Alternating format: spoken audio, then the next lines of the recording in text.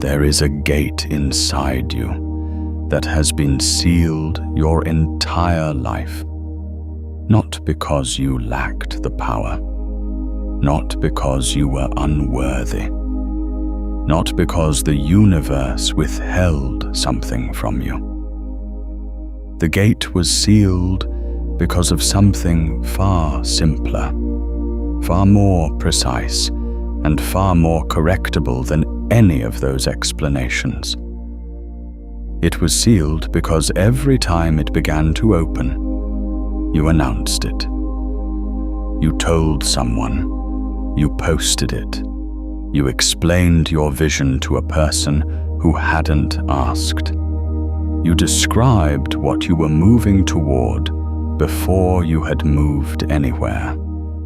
And in that moment of announcement, in that instant where the private became public, the gate swung shut again, quietly, without drama, without warning. It simply closed, and you were left standing in the same place, wondering why nothing was changing, why the power you could feel inside you never seemed to translate into the life you could see in your mind.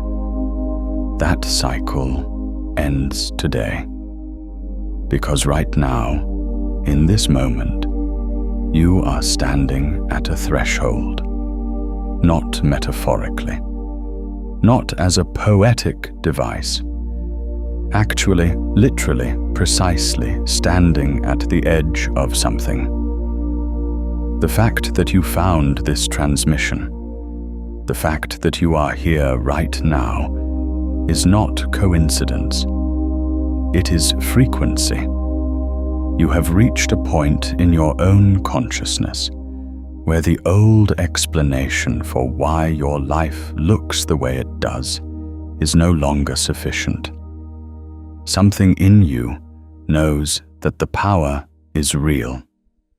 Something in you has always known, and something in you is beginning to understand, maybe for the first time, with full clarity, what has been interrupting it. The gate is open right now. For the first time, it is fully open. And what's on the other side of it will reorganize everything you thought you understood about how reality is built, how manifestation actually works, and why the single most powerful thing you can do with a desire is to say absolutely nothing about it to anyone.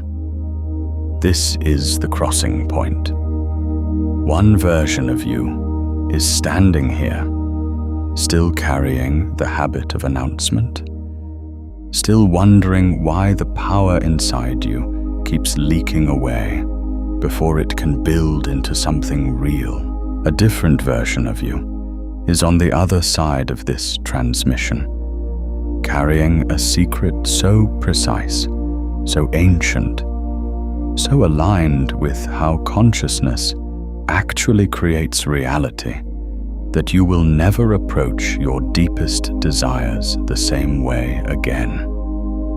Let's begin. There is a force inside you that does not belong to you in the way that your thoughts belong to you, or your memories, or your preferences. It is older than any of those things.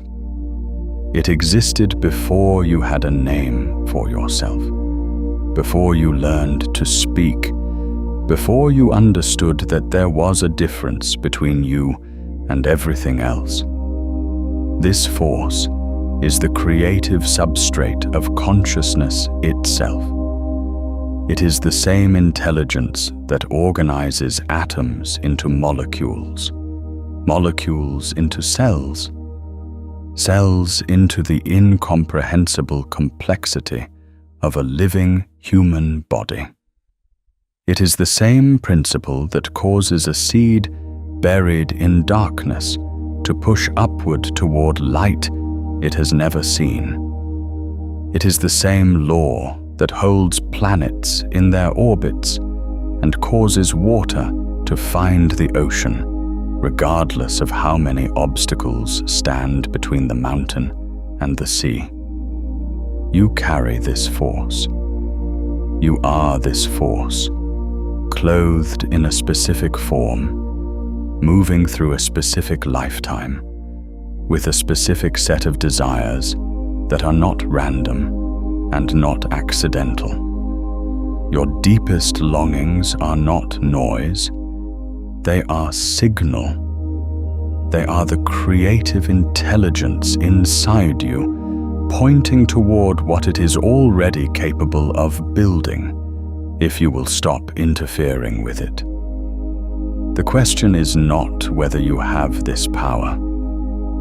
The question is not whether manifestation is real. Those questions are behind you now. You are past them. The question that is standing at this gate with you, the question that this entire transmission is designed to answer, is this war: why does the power keep dissolving before it can build into something real? Why do you feel it, sense it, almost touch it, and then watch it evaporate? Why does the gap between what you can envision and what you are actually living seem to persist, no matter how much you understand about consciousness and creation? The answer is not what most people think it is. It is not a lack of belief. It is not insufficient visualization. It is not that you need more gratitude practices, or more morning routines, or more alignment techniques. The answer is simpler, more precise, and more immediately actionable than any of those things. The answer is that you have been leaking the power the moment it begins to gather. And the primary mechanism of that leak is speech. To understand why this is true at the deepest possible level, we need to go somewhere that most conversations about manifestation never go. We need to go into the actual mechanics of how consciousness creates reality.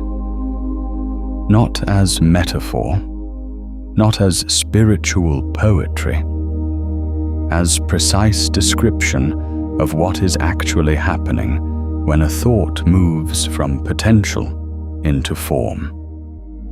Quantum mechanics, the branch of physics that describes reality at its most fundamental level, discovered something in the early 20th century that should have reorganized everything we think we know about consciousness and creation. It discovered that at the quantum level, particles do not have definite properties until they are observed. A particle does not have a specific position, a specific momentum, a specific state, until the act of observation causes what physicists call the collapse of the wave function. Before observation, the particle exists in superposition, meaning it exists as a field of all possible states simultaneously. It is not in one place. It is in all places at once, spread across a probability distribution, holding every potential simultaneously. And then observation happens, and the wave collapses, and the particle becomes definite. It takes a specific position. It resolves from all possibilities into one actuality. This is not a quirk of subatomic physics that has no relevance to your daily life. This is the fundamental architecture of reality. This is how reality is built at the most basic level. And consciousness, your consciousness, is not separate from this process. Consciousness is the observer. Consciousness is what causes the wave to collapse from possibility into actuality. Now here is where this becomes the most important thing you have ever understood about how your desires move from the invisible to the visible. When a desire arises in you, when a vision forms in your consciousness, it exists initially in superposition. It is real. It is not fantasy. It is not wishful thinking. It is a genuine quantum possibility, held in the field of consciousness, gathering coherence, building the energetic structure it needs to collapse from potential into form. This is the phase before manifestation. This is the gathering phase. This is the phase where the creative force is doing its most important work, quietly, invisibly, below the threshold of what the physical senses can detect. And then you tell someone about it. And the moment you tell someone, something happens that has a precise quantum mechanical description. You have introduced external observation into a system that was building coherence in private. You have caused premature collapse. Not collapse into the desired form, but collapse into the social reality of what you just described. The moment you announce your vision to another person, you have shifted it from the quantum field of possibility into the social field of opinion, reaction, skepticism, enthusiasm, commentary and interpretation. And the creative energy that was building, that was gathering, that was organizing itself around the invisible blueprint of your desire, disperses into that social field. You have spoken the seed out of the ground before it had roots. This is not superstition. This is not folk wisdom from a pre-scientific era. This is the precise description of what happens energetically when a private quantum state is introduced to external observation before it has sufficient coherence to maintain its form under that observation. The wave collapses prematurely. The possibility field disperses, and you are left with the social residue of having announced something, the expectations of others, the need to explain yourself, the subtle embarrassment if it doesn't materialize quickly, and none of the creative momentum that was building when the vision was yours alone. The universe does not respond to what you say. The universe responds to the coherent field of what you hold in the private sanctuary of your consciousness. And every time you speak an unrealized desire into the social world, you are trading the coherent field for something that has no creative power at all. This is the gate. This is what has been sealed. Not because you lacked power, but because you kept speaking the power away before it could build into anything real. And now you understand what's on the other side. On the other side of this gate is a version of you that has learned to hold the field. A version of you that understands that silence is not passivity. Silence is the most active, most precise, most powerful creative posture available to a conscious being.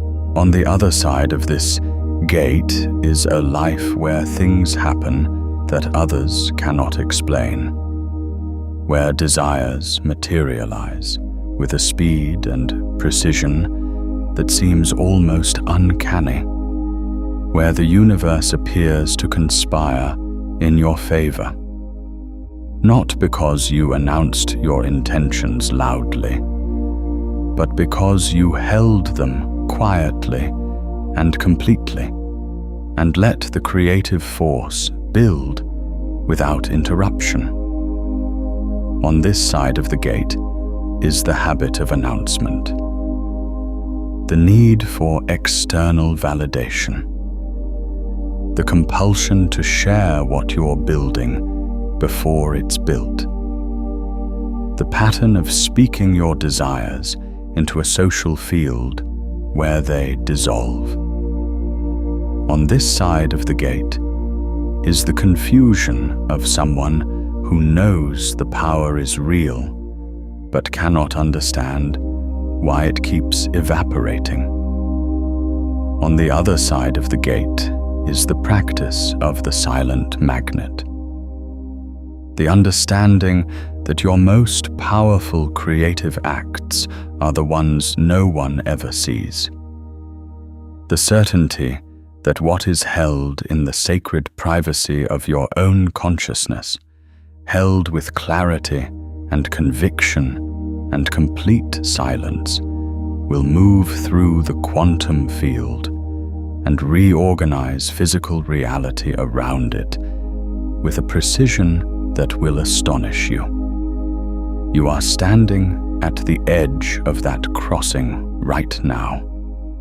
If this transmission is landing in you the way it is meant to, take a second to like this video and subscribe, because what comes next goes even deeper.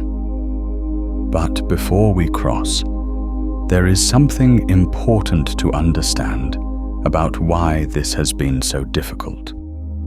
Because it is not simply a lack of information. If information alone could open this gate, it would have opened long ago. The reason you have kept announcing your desires, kept leaking the power, kept interrupting the gathering phase, is not because you didn't know better. It is because the need to announce is wired deeply into the social architecture of the human mind. And to cross this threshold, you need to understand that architecture clearly enough to move through it consciously. Human beings are social creatures in the most fundamental neurological sense. The brain's social circuitry is not a secondary system. It is primary. It is ancient. It is woven into the deepest structures of the nervous system. And one of the things this social circuitry is designed to do is seek validation, seek resonance, seek the confirmation of others that what you are perceiving, what you are moving toward, what you are becoming is real. This is not weakness. This is not a flaw. This is the design of a species that survived by being embedded in community, by checking its perceptions against the perceptions of others, by ensuring that what one member of the group believed to be real was confirmed by the group. For most of human history, this was adaptive. It kept individuals from acting on private delusions. It maintained group coherence. It was useful, but it has a shadow side that becomes catastrophic when applied to the creative process. When you share an unrealized desire with another person, what you are doing neurologically is seeking that ancient confirmation. You are asking the social circuitry of another brain to validate the reality of what you are holding in your own. And what happens when you receive that validation? When someone says, "Oh, that's amazing," or "That sounds like a great idea," or "I can totally see that for you." Something in the brain registers it as a form of completion, as a small taste of the arrival. And that taste of arrival, that microdose of the feeling of having, actually reduces the internal pressure that was driving the creative process forward. There is research on this. Studies have shown that people who announce their goals to others and receive positive social feedback are measurably less likely to achieve those goals than people who keep them private. The reason is precisely what we're describing here. The social validation creates a premature sense of completion that reduces the motivational and creative energy driving the actual manifestation. The universe is not the only thing responding to your silence. Your own consciousness is responding to it too. When you hold a desire in complete privacy, the creative pressure builds. The gap between where you are and where you are going remains fully charged.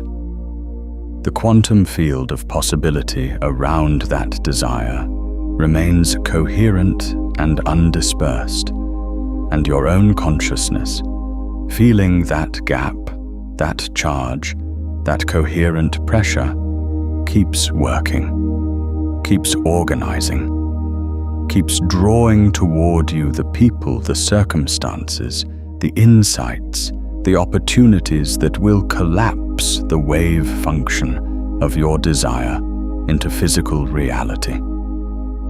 But when you announce it and receive validation, the pressure releases, the charge disperses, the creative momentum slows, and you are left with the social reality of having told people about something that has not yet happened, which creates its own subtle energetic burden, a kind of performance anxiety around the manifestation that further interferes with the clean, coherent, private creative field that is the actual mechanism of bringing things into form. This is why the ancient teachers, across every tradition, in every culture, wrapped this principle in the language of sacred secret, not because they were being mysterious for the sake of mystery, but because they understood, with a precision that preceded the vocabulary of quantum mechanics, but described the same reality, that a desire held in the sacred privacy of the self has a power that a desire broadcast into the social world simply does not have. Keep your mouth shut. Not because silence is humble, not because you are hiding, but because silence is the container that allows the creative force to build to the pressure required to reorganize physical reality. Silence is not the absence of power. Silence is the preservation of it. Now, let us go deeper into what this actually looks like in practice. Because understanding the principle is the first threshold, but there are several more crossings within this larger crossing. And each one requires its own precise understanding. The first inner threshold is this: learning to distinguish between the desire that is yours to hold and the desire that is yours to share. Not all sharing is premature collapse. Not all speech is leakage. There is a category of communication that is itself part of the creative process. When you speak to a mentor who has already crossed the threshold you are approaching, when you consult someone whose expertise is directly relevant to the path you are walking, when you engage in conversation that is itself an act of building rather than an act of seeking validation, that is different. That is not announcement. That is collaboration. And collaboration, properly understood, is an extension of the private creative field, not a dispersal of it. The key distinction is this: are you speaking because you need to hear yourself say it? Because you need someone else to confirm it? Because the silence of holding it has become uncomfortable? Or are you speaking because the conversation itself is a necessary component of the building process? If you are honest with yourself, you will know the difference instantly. The announcement feels like relief, like pressure releasing, like finally being seen. The collaborative conversation feels like acceleration, like the vision becoming more precise, like the building continuing, just with more hands. Most of what we call sharing our dreams falls into the first category. And most of what falls into the first category is leakage.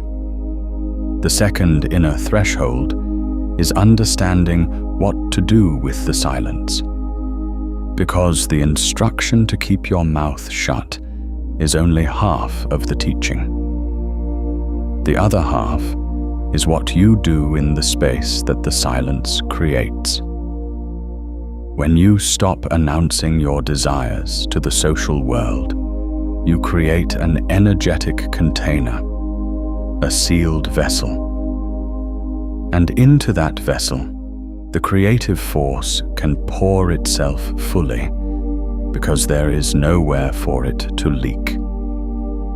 But a sealed vessel with no active process inside it is just a container. The silence alone is not enough. What fills the silence is what determines whether the gate opens or stays closed. What fills the silence is the practice of private certainty. Private certainty is different from hope. Hope is oriented toward the future. It says, I want this to happen. Private certainty is oriented toward the present. It says, this is already real in the field of consciousness. It already exists as a quantum possibility with full coherence. My only task is to hold that coherence until the wave collapses into physical form. This is not wishful thinking. This is not pretending. This is the precise posture of a consciousness that understands how reality is built. The quantum field does not respond to what you want. It responds to what you hold as real. And the difference between wanting and holding as real is the difference between a desire that stays in the future and a desire that collapses into the present. The practice of private certainty looks like this. You hold the vision of what you are moving toward in the privacy of your own consciousness. Not occasionally, not when you remember, but with the same consistency and naturalness with which you hold the memory of your own name. It is simply known. It is simply real. You do not need to force it. You do not need to strain toward it. You hold it the way you hold the knowledge of where you live. Quietly, certainly, without announcement, without the need for anyone else to confirm it. And in that holding, something begins to happen that cannot be fully described in language, but can be precisely described in terms of what it produces. The world around you begins to organize itself around the coherent field of what you are holding. Not dramatically, not all at once, but with a precision and a consistency that, once you begin to notice it, is unmistakable. People appear who are relevant. Opportunities surface that are aligned. Insights arrive that are exactly what you needed. Doors open that were closed before. Not because you pushed them. Not because you announced your intention, and the universe rewarded you for the announcement, but because the coherent field of your private certainty is literally reorganizing the probability distribution of events around you. This is the quantum mechanics of manifestation. This is how it actually works. And it only works in silence. There is a third inner threshold, and this one is perhaps the most challenging. It is the threshold of patience within the silence, because the silence can be uncomfortable. When you are holding something real, something important, something that matters deeply to you, and you are holding it completely alone, without external confirmation, without social validation, without anyone else's enthusiasm to borrow when your own flickers. The silence can feel like doubt. It can feel like isolation. It can feel like, what if I'm wrong? What if nothing is happening? What if I'm holding this for nothing? And this is the exact moment where most people break the silence.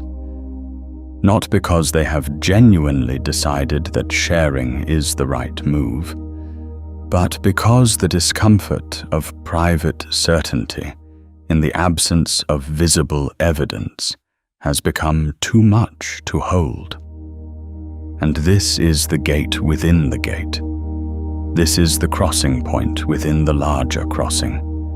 Because the moment you can hold the silence through the discomfort, through the absence of visible evidence, through the uncertainty of the gathering phase, is the moment the creative field reaches critical coherence, is the moment the wave function is closest to collapse, is the moment you are most proximate to the threshold of manifestation. And if you break the silence at that moment, you are breaking it at the worst possible time. You are releasing the pressure just as it was about to become sufficient to reorganize physical reality.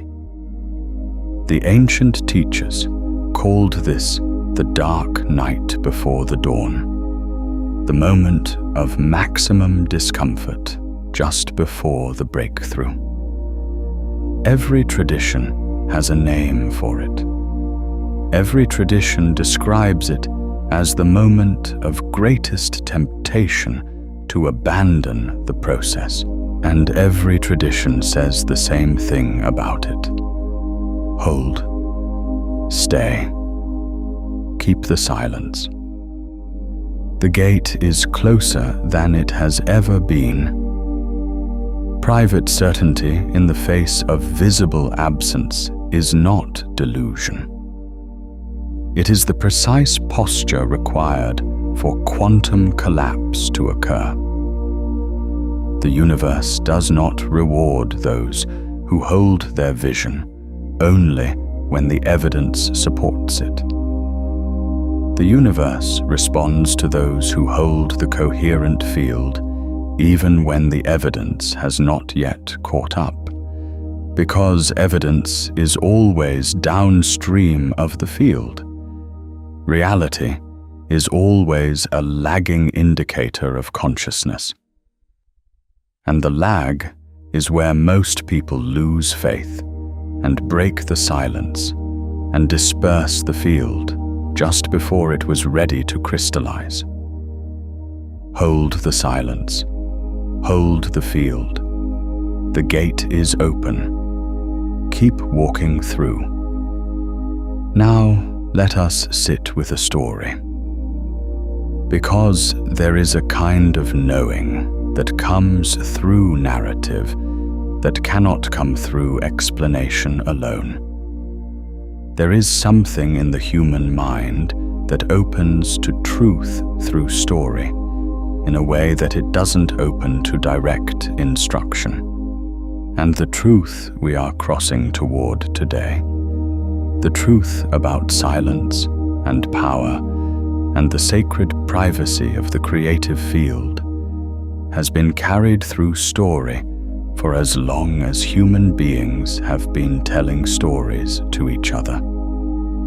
Her name was Mara, and she had been building the same life in her imagination for 11 years, not wishing for it, not fantasizing about it in the vague, drifting way of someone who has given up on the actual. Building it with the precision of an architect, with the consistency of someone who knows that what they are holding is real, even when nothing around them confirms it.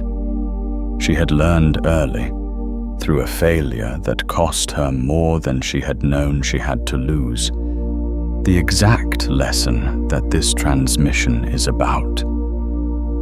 The failure had happened when she was 26.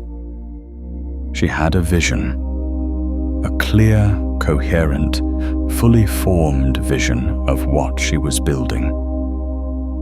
And she had been so excited by it, so certain of it, so full of the energy of it, that she had told everyone. She had told her family at dinner. She had told her friends over coffee. She had told her colleagues. She had described it in such detail, with such enthusiasm, that people began to treat it as a thing that had already happened. They asked her about it. They expected updates. They wove it into their understanding of who she was. And then something strange happened.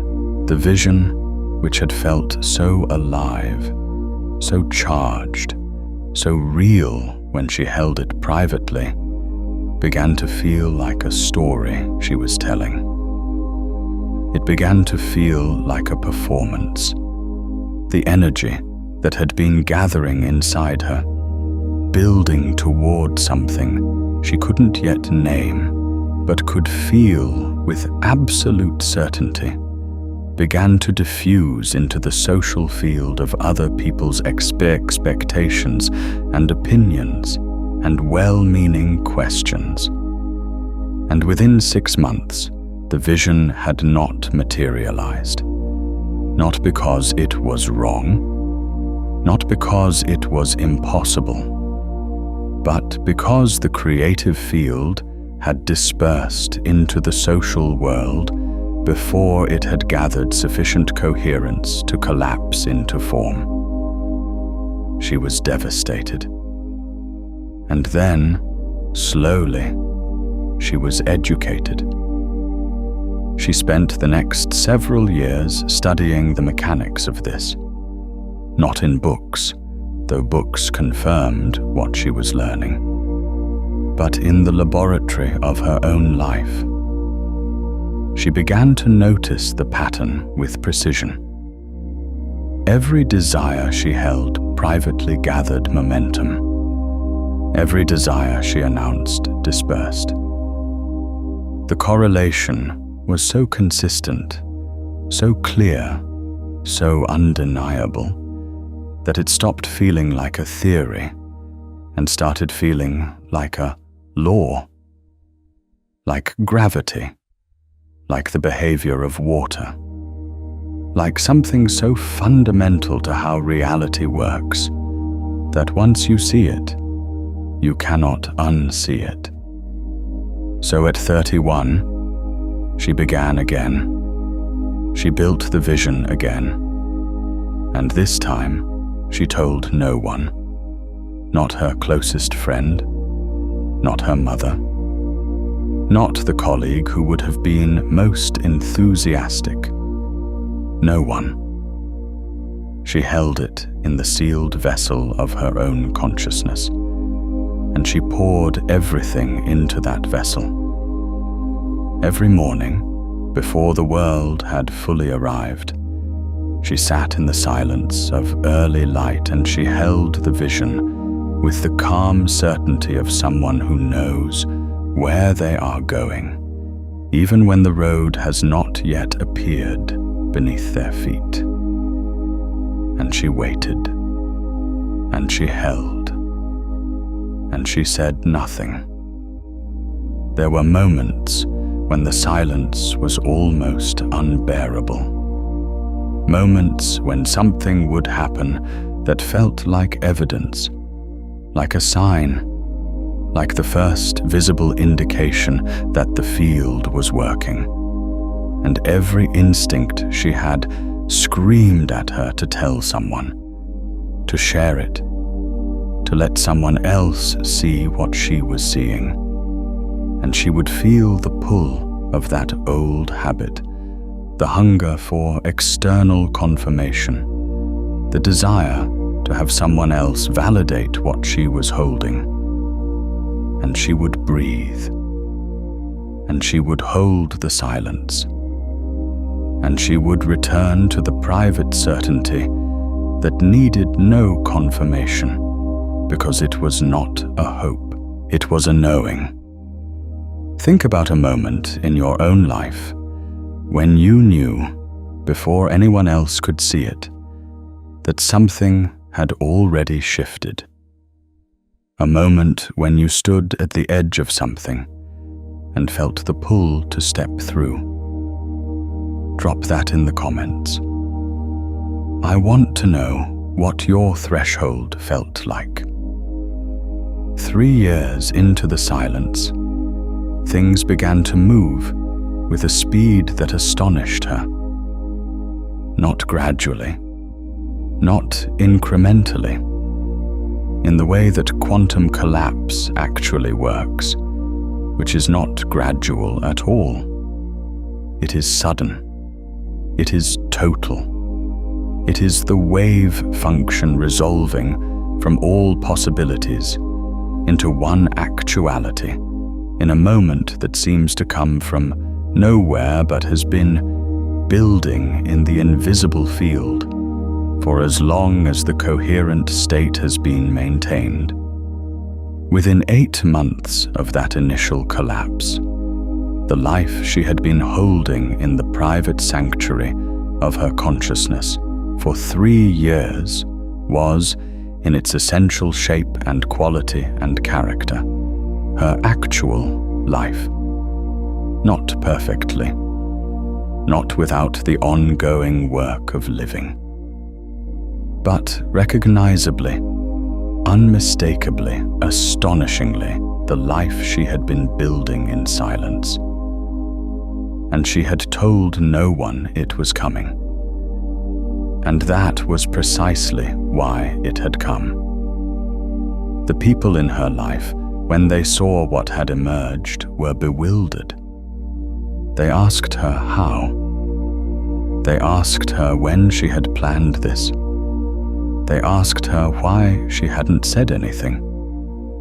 And she smiled, and she said something that they found strange, but that you standing at this gate right now will understand completely. She said, because saying it would have spent it. Saying it would have spent it. That is the whole teaching, compressed into 5 words.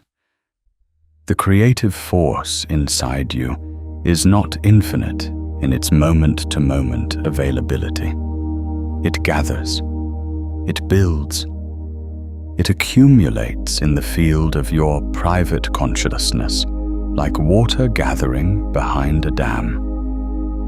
And when it reaches sufficient pressure, it breaks through into physical reality with a force and a precision that seems miraculous, but is actually just physics. Just the quantum mechanics of consciousness creating reality.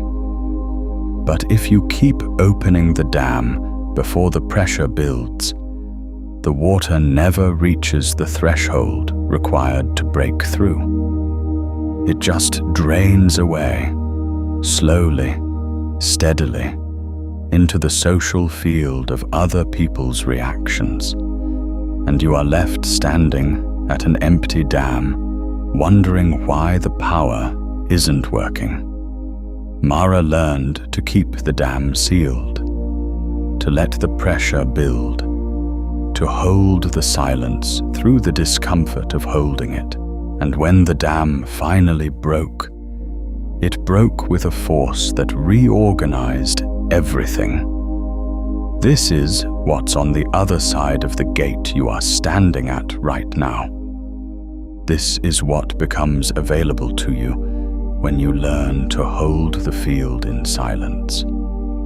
Not a life of secrecy and isolation. Not a life of pretending you have no desires. A life of such precise creative power that the things you hold in the private sanctuary of your consciousness move through the quantum field and reorganize physical reality around them with a consistency and a speed that will change your fundamental understanding of what is possible. The gate is open. You are standing at it.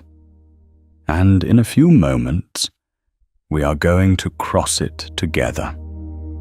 But first, there is one more thing to understand about the mechanics of this. One more piece of the architecture that, once you see it, will make the practice of silence not just intellectually compelling, but viscerally, instinctively obvious. It has to do with the nature of frequency. Everything in the universe is vibration. This is not metaphor. This is the finding of physics. At the quantum level, what we call matter is not solid. It is patterns of vibration, fields of energy oscillating at specific frequencies. And the universe, in its most fundamental operation, is a system of resonance. Like attracts, like not as a motivational slogan, but as a description of how vibrational fields interact. Fields that oscillate at the same frequency entrain with each other. They lock into synchrony. They amplify each other. They draw each other into coherence. Your consciousness is a vibrational field. Your desires, when held with clarity and certainty, have a specific frequency. And that frequency, when maintained with sufficient coherence, will draw into your physical reality the people, circumstances, and events that resonate with it. But here is what happens to the frequency of a desire when you announce it to someone who is not vibrating at the same level. The moment you speak your desire into a social field, you expose it to the frequencies of everyone in that field. And unless every person in that field is vibrating at the exact frequency of your desire, which almost never happens, the interaction is not amplifying. It is disrupting. The frequencies that are not in resonance with your desire create interference patterns in the field, not because those people mean you harm, not because they are negative or unsupportive, simply because they are vibrating at a different frequency. And the interaction of different frequencies creates interference, not amplification. This is why you can share a dream with someone who is genuinely enthusiastic about it and still feel afterward like something has been lost.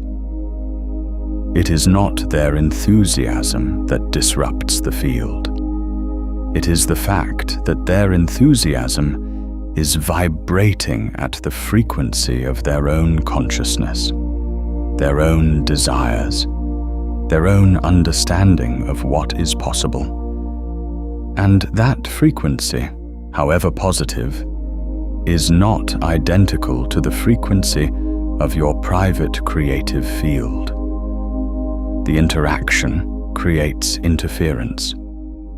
The coherence of your field is disrupted, and the creative momentum slows. The only consciousness whose frequency is perfectly aligned with your desire is your own, because your desire arose in your consciousness. It is native to your frequency. It belongs to your field. And when you hold it there, in the privacy of that field, the resonance is perfect. The coherence is maximum. The creative force is uninterrupted. This is why the silence is not just about protecting your desire from skepticism or negative reaction. It is about maintaining the purity of the vibrational field in which the desire is building. It is about keeping the frequency clean, keeping the resonance perfect, keeping the creative force uninterrupted by the well-meaning but inevitably dissonant frequencies of other people's consciousness. Your desire is a private frequency. Keep it private. Let it build in the clean resonance of your own consciousness. And watch what it draws to you when it reaches the coherence required to reorganize the physical world. Now we cross. This is the practice. This is the threshold crossing that will take you from understanding this principle to embodying it.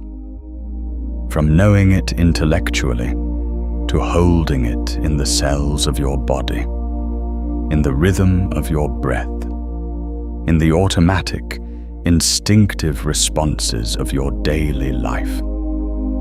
Find a place of stillness, not necessarily physical stillness, though that helps.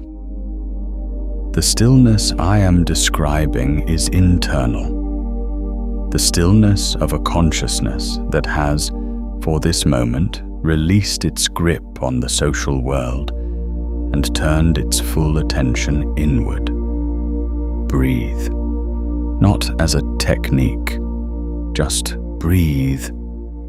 Let the breath be what it is. Let it move through you the way water moves through rock, finding its own path, following its own nature, requiring no direction. And now, in the privacy of this breath, in the silence of this moment, bring to mind the thing you have been wanting to announce, the vision you have been carrying, the desire that lives in the deep chambers of your consciousness and has been waiting, perhaps for a very long time, for the conditions that will allow it to move from potential into form. Do not describe it. Do not explain it. Do not put it into words at all, even in your own mind. Words are already a step toward the social world. They are the beginning of announcement. Instead, hold the feeling of it, the texture of it, the quality of the reality that this desire, when fulfilled, will create. Let that quality fill your consciousness the way light fills a room when the curtains are opened, not forcing it, not manufacturing it, simply allowing it to be present, fully present, in the private space of your own awareness. Notice what happens in your body when you hold it this way, without words, without explanation, without the need for anyone else to know. Notice the quality of the energy. Notice how it feels different from the way it feels when you are about to tell someone. When you are about to announce it, there is a quality of excitement that is partly about the vision and partly about the anticipated reaction of the person you are telling. It is a mixed frequency. It is not pure. But when you hold it in complete silence, when there is no audience, no anticipated reaction, no social dimension to the holding, the frequency clarifies. It becomes pure. It becomes entirely about the thing itself.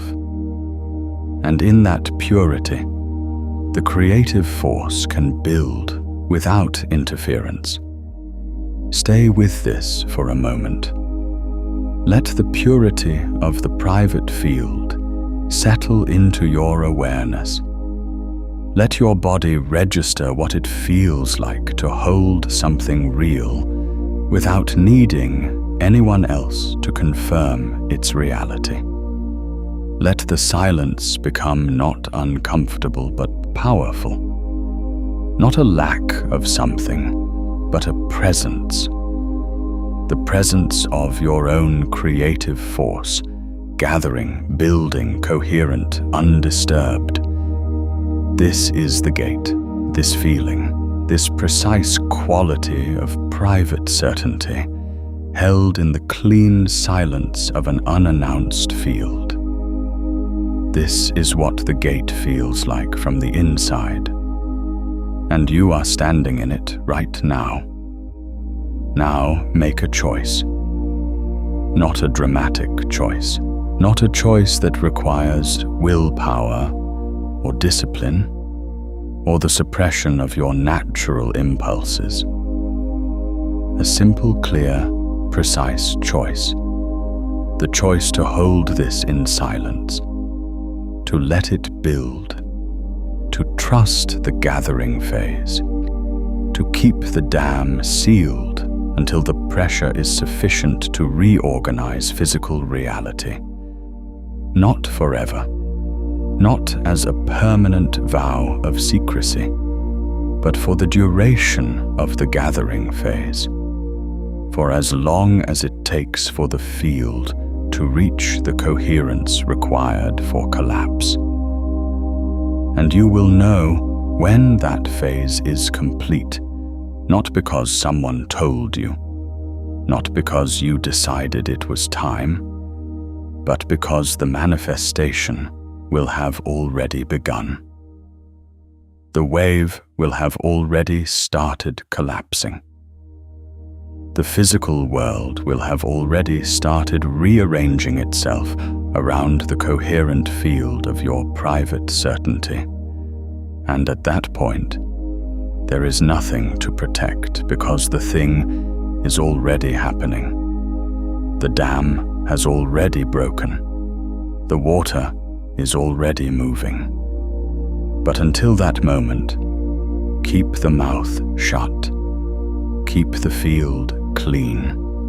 Keep the dam sealed.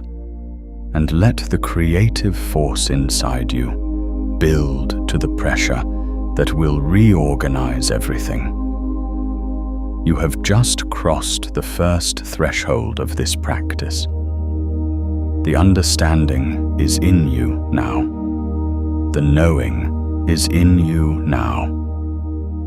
Not as an idea you are considering, as a lived experience of what the clean, private, coherent, creative field actually feels like. And now, let us talk about what changes on the other side. Because crossing a threshold is not just about what you leave behind. It is about what you arrive into. And the arrival on the other side of this gate is something that deserves to be described with the same precision and clarity that we have brought to everything else in this transmission. On the other side of this gate, your relationship with your own desires changes fundamentally. Right now, on this side of the gate, there is likely a quality of urgency in your relationship with your deepest desires. A kind of pressure that comes not from the creative force itself, but from the discomfort of holding something you want very much, while being surrounded by evidence that you don't yet have it.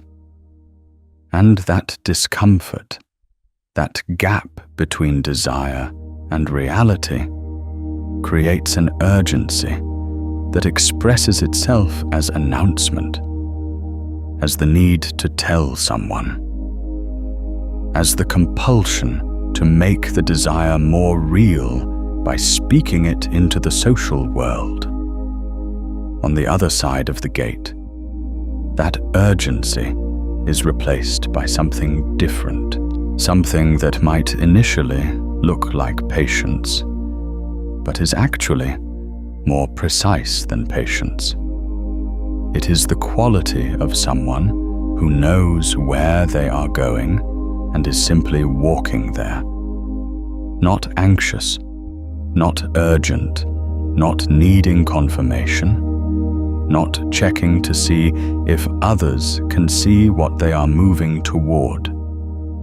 Simply walking, steadily, with the calm certainty of someone whose inner compass is pointing true north and who has stopped needing anyone else to tell them which direction north is.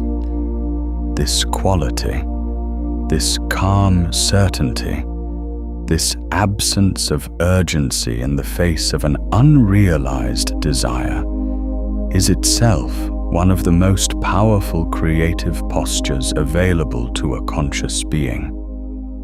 Because urgency, in the quantum field reads as lack. It reads as the frequency of not having. And the field responds to frequency. So urgency, however well-intentioned, actually reinforces the gap between desire and reality by broadcasting the frequency of absence rather than the frequency of presence. But calm certainty reads as having. It reads as the frequency of someone who already knows the outcome. And the field responds to that frequency by organizing events around the certainty rather than around the lack.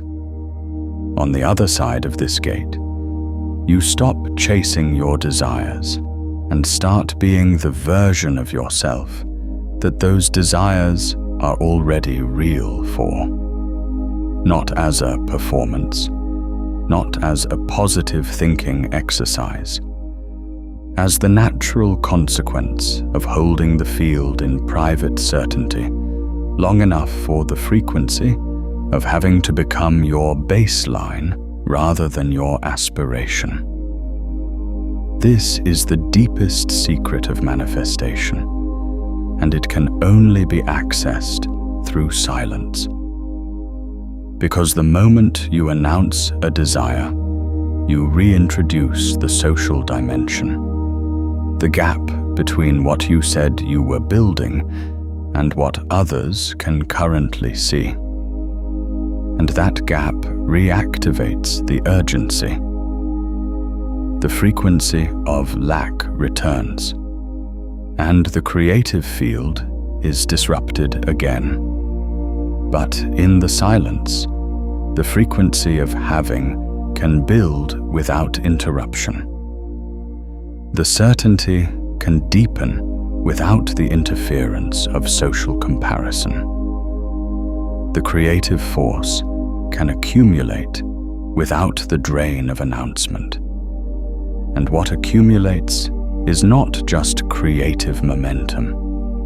It is a fundamental shift in your own frequency. A shift from the frequency of someone who wants something to the frequency of someone who has it. And once that shift is complete, once it is stable, once it is your baseline rather than a state you have to manufacture, the manifestation is not a question of if. It is only a question of when. And the when is always sooner than you expect, because the quantum field does not operate on the timeline of your patience. It operates on the timeline of coherence. And once coherence is reached, collapse is immediate. The wave function resolves in an instant. The physical world reorganizes in a period of time that will seem, from the outside, impossibly short, given how long nothing appeared to be happening. This is the pattern that Mara experienced. This is the pattern that every person who has genuinely crossed this threshold has experienced. The long silence of the gathering phase, during which nothing visible is happening, but everything invisible is building. And then the sudden, total, astonishing collapse of the field into form, in a period of time that makes the people around you wonder what happened and where it came from. It came from the silence. It came from the sealed vessel. It came from the private certainty held through the discomfort of holding it. It came from the decision to keep the mouth shut and let the creative force build to the pressure required to reorganize reality. This is what's on the other side of the gate. and you are already through it. The understanding is in you. The practice is in you. The frequency of private certainty is beginning to stabilize in your field.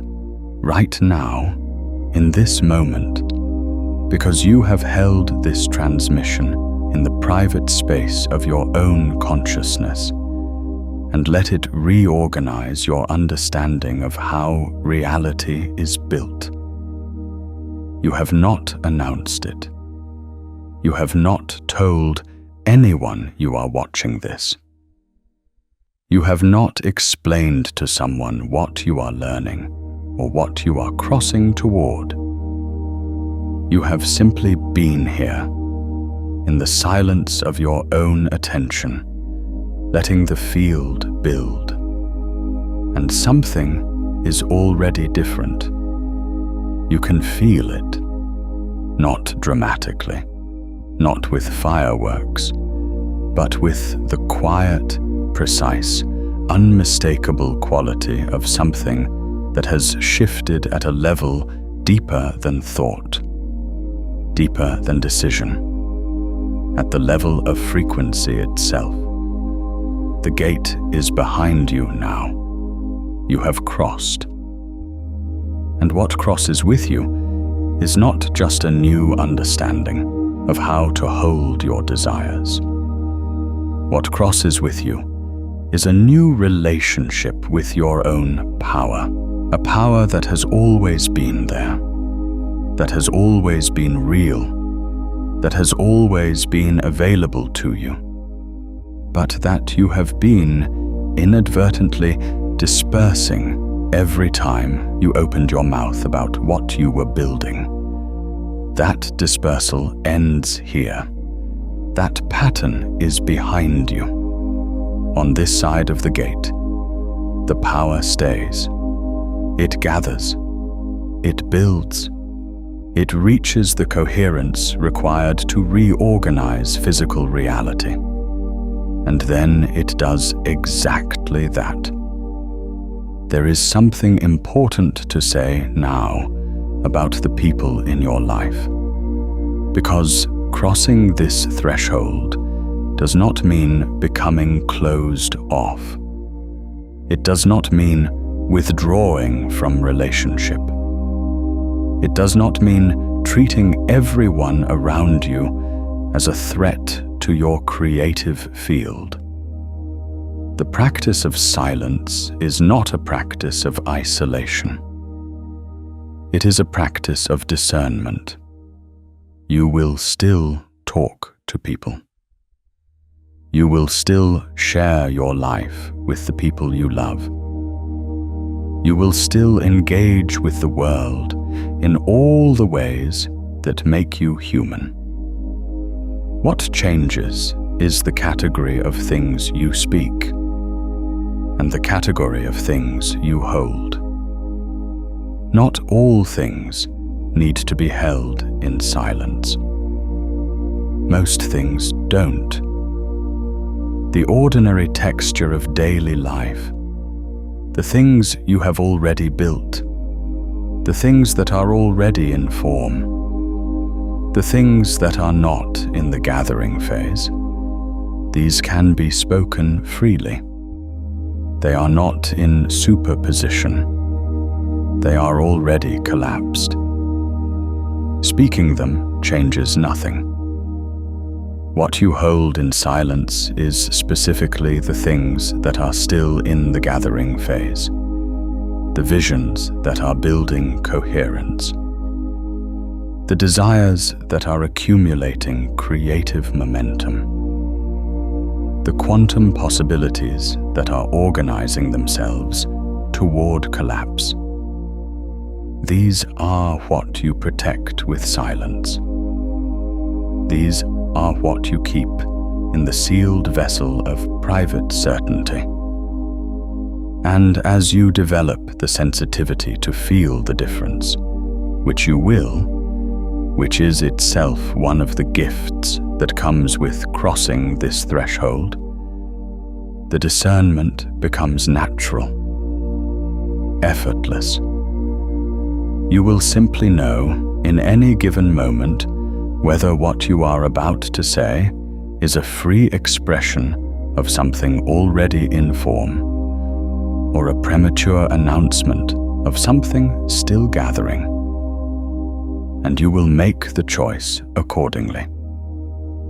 The people who love you will not suffer from your silence around these things. They will not feel shut out, because the things you hold in silence are not the things that constitute your relationship with them. They are the private creative work of your own consciousness, and that work has always been private. You have simply not honored the privacy before. What they will notice over time is the difference in you, the quality of calm certainty that develops when you stop leaking the creative force. The groundedness of someone who knows where they are going and doesn't need to announce it. The quiet confidence of a person whose inner compass is pointing true north and who has stopped needing external confirmation of the direction. They will notice that things happen for you, that desires materialize, that the life you are living seems to align with something they cannot quite see or name. And they will ask you how, and you will smile, and you will say very little, because you will have learned by then that the answer to how is itself something that belongs in the sealed vessel. Because the how is not a story to be told. It is a practice to be lived, and the practice is simple. Devastatingly simple, uncomfortably simple. The kind of simple that the mind resists because it cannot believe that something this fundamental could be this uncomplicated. Hold the vision. Keep the mouth shut. Let the creative force build.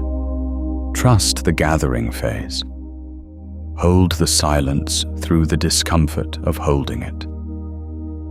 And watch physical reality reorganize itself around the coherent field of your private certainty. That is the whole practice. That is the gate.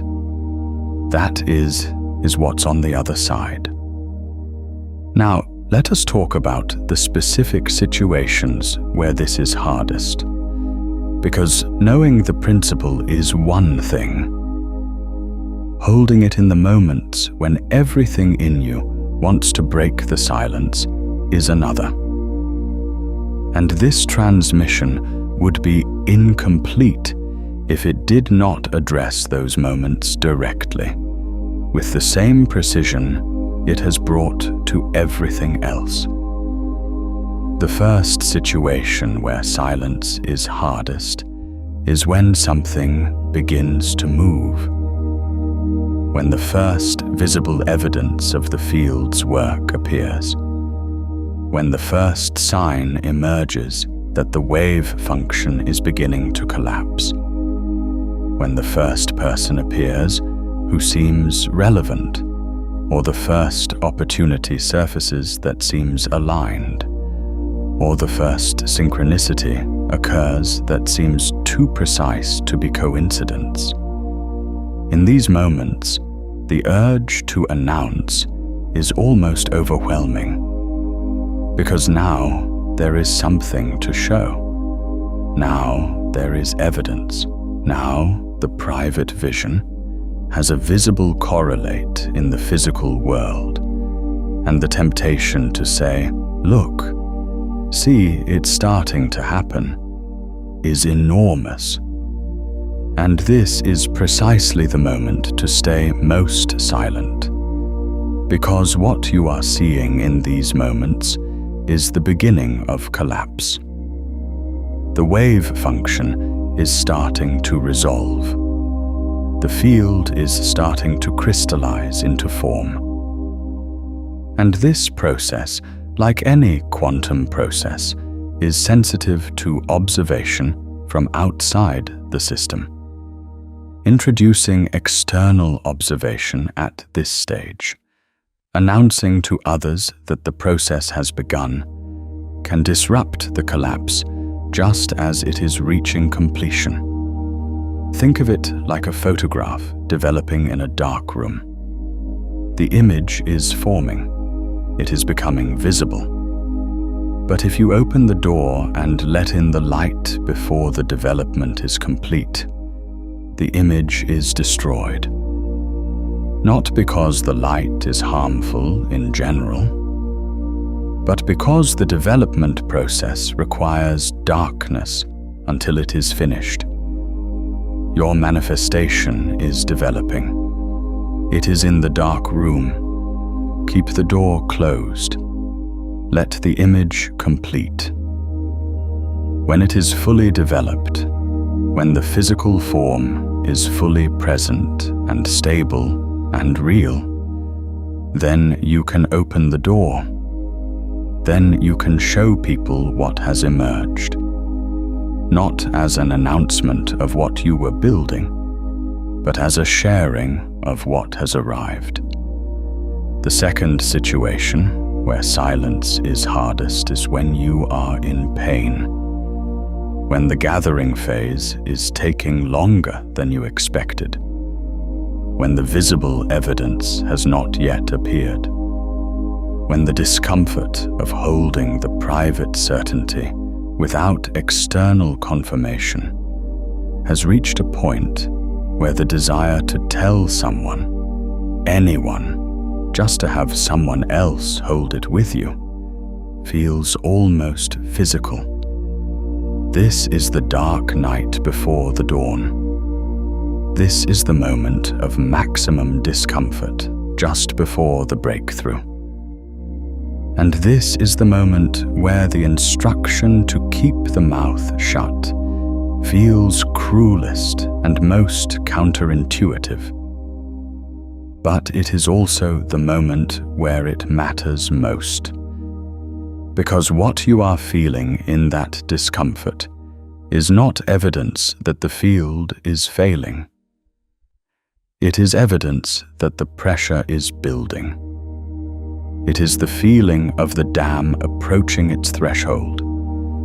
It is the sensation of the creative force reaching the coherence required for collapse. And if you break the silence now, you release the pressure at the exact moment it was about to become sufficient to break through. What do you do instead of announcing? You go deeper into the private field. You return to the practice of private certainty. You sit in the stillness and hold the vision with the same calm certainty that you held it in the beginning, before the discomfort arrived. You breathe. You trust. You remember that the gathering phase is not a failure. It is the mechanism. It is how the creative force works. It requires time to build coherence, and the discomfort you feel is not the feeling of something going wrong. It is the feeling of something building. Hold it.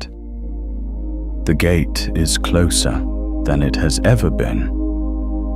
The third situation where silence is hardest is when someone asks you directly. When someone who matters to you, someone you trust, someone whose opinion you value, looks at you and asks what you are working toward, what you are building, what you are planning, what you are hoping for. And here is where discernment becomes essential. Because there is a difference between a question that is genuinely asking and a question that is an invitation to announce. A question that is genuinely asking is one where the person is offering their presence, their attention, their genuine interest in your inner life. A question that is an invitation to announce is one where the social dynamic is such that answering fully would constitute an announcement rather than a genuine sharing. You can navigate this with honesty and without announcement. You can say, "I am working on something, and I will share it when the time is right." You can say, "Something is building, and I want to let it build before I describe it." You can say, "I have learned that some things grow better in silence, and I am practicing that right now." These are not evasions. They are honest descriptions of what is actually happening. And the people who genuinely care about you will respect them. They may not fully understand them, but they will feel the quality of certainty in your answer, and they will know that you are not shutting them out. You are simply honoring the process. And the people who do not respect that answer, who push, who demand that you share before you are ready, who make you feel guilty for protecting the gathering phase, those people are telling you something important about their relationship to your power. And that information is itself useful. There is a fourth situation, and it is perhaps the subtlest. It is when you are tempted to announce not to another person, but to yourself. When the internal monologue becomes a kind of private announcement, a running commentary on the desire that keeps it in the verbal, social, descriptive mode rather than the pure, frequential, pre-verbal mode of private certainty. The mind loves to narrate. It loves to explain. It loves to organize experience into language. And when you are holding a desire in the gathering phase, the mind will often try to narrate it to you constantly, running through what you want, how you want it, when you think it might happen, what it will look like, what it will mean, what you will say when it arrives.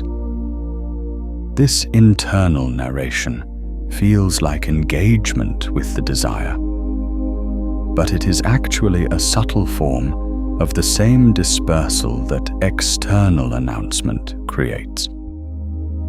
The practice of private certainty is not the practice of thinking about your desire constantly. It is the practice of holding the feeling of it, the frequency of it, the quality of it, below the level of language. In the pre-verbal field of pure consciousness, where the creative force operates most cleanly, and then releasing the narration, letting the mind be quiet around the desire, even in private, trusting that the field is doing its work without needing to be constantly described and analyzed and narrated. This is the deepest form of the silence within the silence, the quieting of the internal announcer as well as the external one. And it is, for most people, the hardest practice of all, because the mind is extraordinarily good at convincing you that its narration is useful, that all that thinking about the desire is actually helping, that the constant mental engagement with what you want is a form of creative work. It is not. The creative work happens below the level of the mind's narration. It happens in the field of pure consciousness, in the quantum substrate of awareness, where frequency builds and coherence accumulates, and the wave function gathers toward collapse. The mind's narration is not helping this process. At best, it is irrelevant to it. At worst, it is keeping the desire in the social, verbal, descriptive mode rather than the pure, frequential, creative mode. Quiet the internal announcer. Let the desire exist in you below the level of language. Feel it rather than think it. Be it rather than describe it. And let the creative force do what it does when consciousness gets out of its own way. This is the deepest crossing within this transmission, the crossing from thinking about the desire to being the frequency of it, from narrating the vision to inhabiting it, from wanting the life to being the version of yourself for whom that life is simply real. And it is available to you right now, in this moment, in the silence beneath these words. Let us take a moment to inhabit that silence together. Stop following the words for just a moment. Let the transmission settle. Let what has been said move below the level of language and into the level of frequency.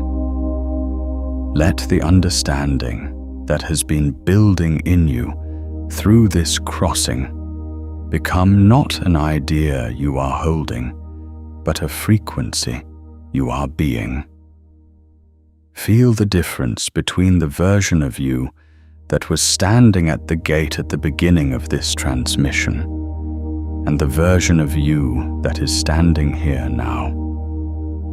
Feel what has shifted.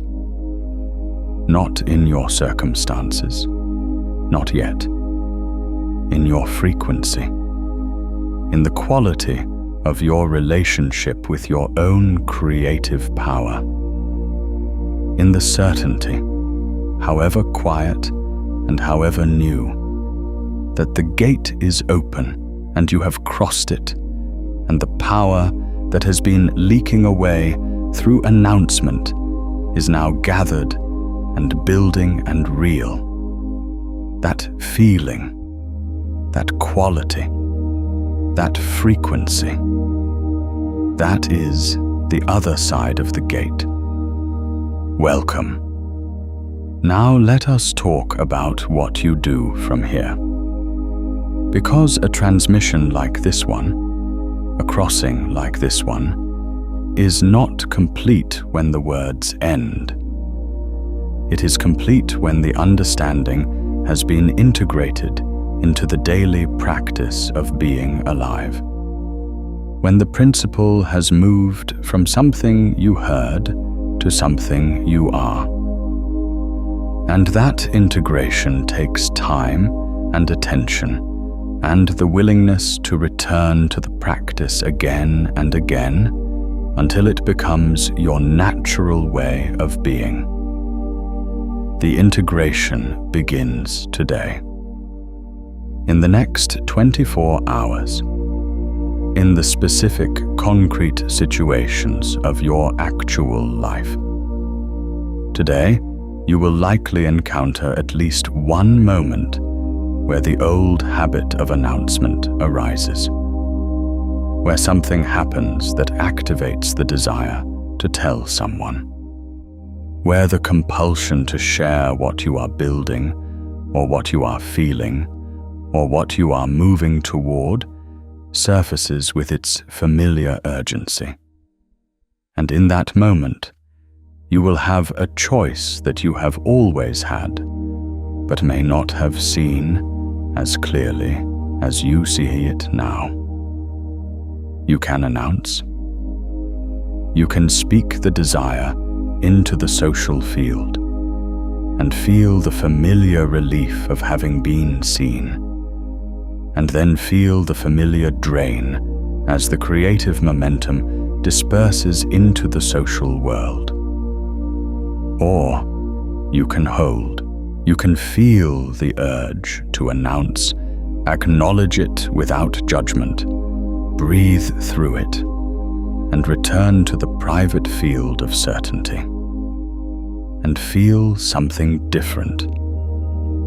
Something that might initially feel like discomfort, like suppression, like holding something in that wants to come out, but which, if you stay with it past that initial sensation, will reveal itself as something else entirely. As the feeling of the creative force gathering rather than dispersing. As the feeling of the dam holding rather than leaking.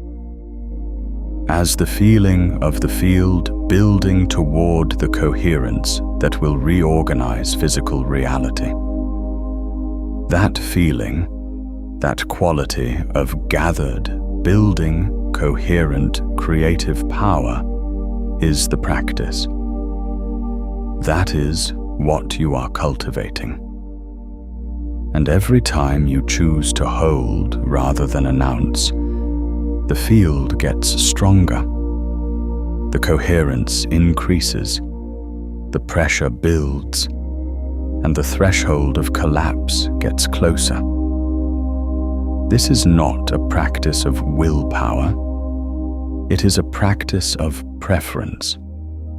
And the preference develops naturally as you begin to feel the difference between the dispersed field and the gathered field, between the relief of announcement and the power of silence, between the social validation that costs you creative momentum and the private certainty that builds it. You will begin to prefer the power. You will begin to prefer the silence, not because you have disciplined yourself into preferring it, but because you have experienced it clearly enough to know what it produces. And what it produces is a life that reorganizes itself around the coherent field of your consciousness in ways that no amount of announcement could ever produce. The practice is simple. The integration is ongoing. The gate is open, and you are on the other side of it. There is one final thing to say before this transmission closes, and it is perhaps the most important thing of all, because it is the thing that will determine whether what has happened in this crossing becomes a permanent shift or a temporary insight that fades back into the old patterns. The final thing is this: the gate does not stay open by itself. Crossing a threshold is not a one-time event that changes everything permanently without any further engagement. Consciousness does not work that way. The quantum field does not work that way. The crossing opens the possibility of a new state, but the new state must be maintained, must be lived, must be chosen again and again in the specific concrete moments of daily life until it becomes the default, until it becomes the baseline, until it is no longer a choice you are making consciously, but simply the way you are. This is the work of integration, And it is the work of a lifetime, though it becomes easier with every threshold you cross. Because each crossing builds the capacity for the next one. Each time you hold the silence through the discomfort. Each time you choose the gathered field over the dispersed one. Each time you trust the gathering phase rather than breaking it with announcement. You are building the neurological, energetic, frequential infrastructure of a consciousness that creates reality with precision and power. You are becoming the version of yourself that lives on the other side of this gate as their permanent address, not as a place they visit occasionally, as where they live. And the practice that maintains that address is the same practice that crossed the threshold. Hold the vision. Keep the mouth shut. Let the creative force build. Trust the gathering phase. Hold the silence through the discomfort of holding it. And watch physical reality reorganize itself around the coherent field of your private certainty. Every day, in the small moments and the large ones, in the conversations you choose not to have, and the certainty you choose to hold instead, in the urges to announce that you breathe through and return from, in the private field that builds day by day into the coherence that reorganizes everything. This is the God-given power.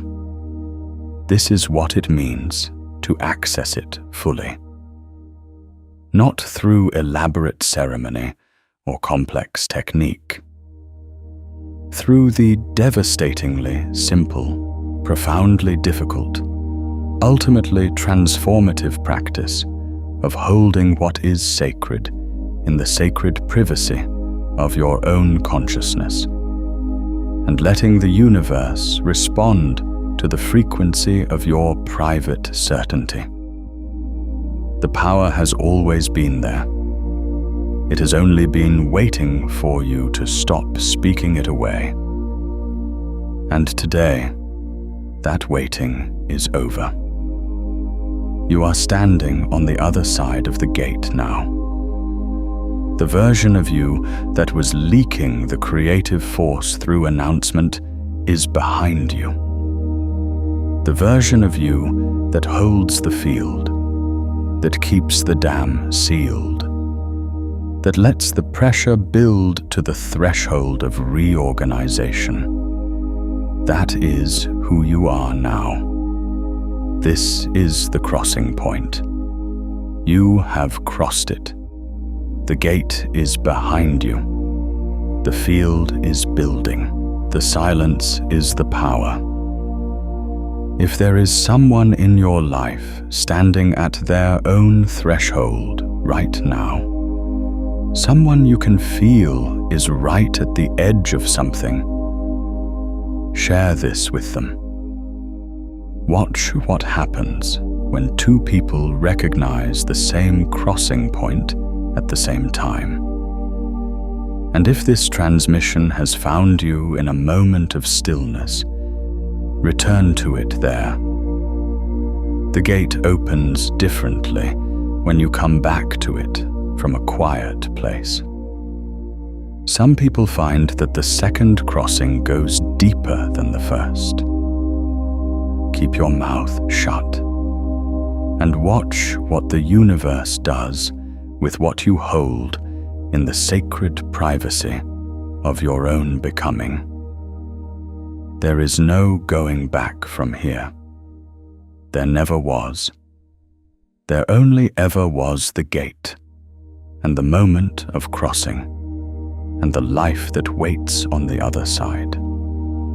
You are in that life now. the gate is closed behind you. The field is yours. The power is real. And the silence you carry from this moment forward is not an absence. It is the most creative force in the universe. Use it as. And if this crossing resonated with something that has already been moving in you, something you have felt building beneath the surface for longer than you can explain, you are going to want to watch you already crossed the threshold, because that transmission picks up exactly where this one ends and takes you into what happens after the gate closes behind you, when the field is fully yours and the collapse has already begun.